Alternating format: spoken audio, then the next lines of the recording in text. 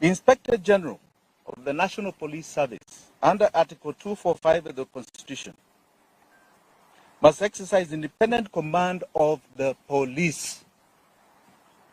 We have seen what is going on. We have an IG who stands up and says you can demonstrate. It's in the Constitution. 2 days later, he's chasing everybody from the streets and his officers are shooting. Who is giving him those orders? The IG is constitutionally required to ensure the police operate with the highest standards of professionalism and comply with constitutional standards of human rights and fundamental freedoms while performing their work.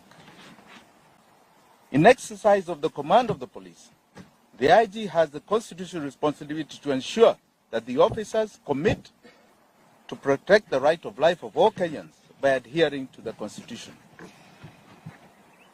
President William Ruto took oath and swore that he will truly and diligently serve the people of the Republic and the Republic of Kenya.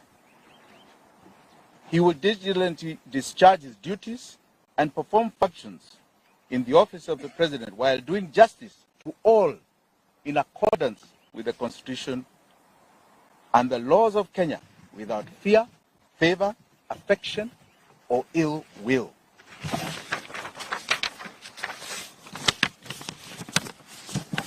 President Ruto, and I say crooked Ruto, the crooked man, took oath and swore to faithfully